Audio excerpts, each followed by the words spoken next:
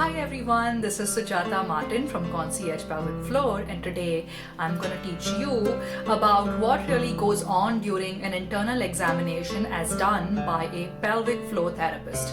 Now this is different from a pelvic exam that your OBGYN or midwife performs because we are not using a speculum, we are not going anywhere near the cervix, we are more so concerned with the muscles that form your pelvic floor. So stay watching and you will learn what you can expect during your first visit with a pelvic floor therapist, which will involve a internal exam. One important thing to note: anytime you are not comfortable with an internal exam, a pelvic floor therapist should not be doing it. If you're not comfortable with it, we do not do an internal exam. We typically do not do internal examinations or treatment for children. We try to avoid it. And also, depending on the culture, for someone who is a virgin, has had no sexual experience, we try and avoid an internal exam. We don't want anyone's first experience to be a stranger's finger inside them. So that being said, let's take a look at what happens. Okay, so this is what your pelvic floor therapist sees when you're laying on the table with your hips and knees flexed and they're trying to do an internal. Now this is not the vagina, this is the vulva. What we see, like the external female genitals, are the vulva. First important thing, these on the outside are your labia, your outer lips or labia majora. The lips on the inside are the labia minora, and this dark opening is the vagina through which we do our internal exam.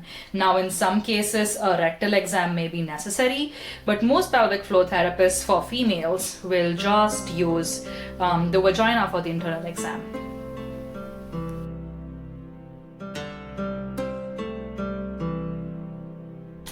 So we looked at what a pelvic floor exam would look from the outside, and let's look at what it looks from the inside. Now this is the same view we saw as before, but just the skin and superficial layers of tissue taken off. Now we don't care about the muscles specifically, no. Let's just orient ourselves to see what we are looking at. Again, this is someone laying with their hips and knees up, and this is facing the examiner, the pelvic floor therapist. This is the pubic bone right up there. This little pointy thing is a tailbone, and over here on each side is the sit bones. This is the vaginal opening, and the urethra actually is going to be right at the top over here. This is the anal opening. Very rarely will a pelvic floor therapist use a rectal exam for a female. Of course, when we have a male patient, that is the only way we can internally access the pelvic floor. So this is from the outside. Now let's flip and see what happens on the inside. So again, these are our pelvic floor muscles from the inside. They run from the pubic bone all the way to the tailbone, and they run side to side from the sit bones. So when your pelvic floor therapist is doing a vaginal exam, meaning they're inserting their finger through here and trying to feel the muscles, this is what happens. We go all around the vagina in a circle in a clock format. We start straight in, and we will start one knuckle deep and check for these muscles, those thin skinny muscles that are right near the opening, and we will go all around and find that. Then your therapist will go 2 knuckles deep and do the same thing. They will come around, get this muscle, go all the way around. They will go over your rectum, like it won't be a hole, it will be the rectal tube, like the tube of the rectum. Go back around and come this way. And then for the final part, your therapist will go all the way inside, 3 knuckles deep, and start again from over here, all the way down to these lower muscles right near the tailbone, and come around. And this will help us find any tightnesses in these muscles. We also use this for strength testing. Your therapist will tell you, oh, I'm going to put my finger inside these muscles, now tighten. So you're going to basically squeeze these muscles to check their strength, to check their flexibility. So I hope that gives you an idea of what an internal pelvic exam looks like when a pelvic floor therapist does it. And again, we don't use a speculum, we just use typically our index finger. Most of us are right-handed, and some of us of course use both hands, and we go in knuckle by knuckle, checking to see how your muscles look. Of course, a good pelvic floor therapist or any pelvic floor therapist should be doing a full medical history, trying to see what's going on before they get anywhere near an internal exam.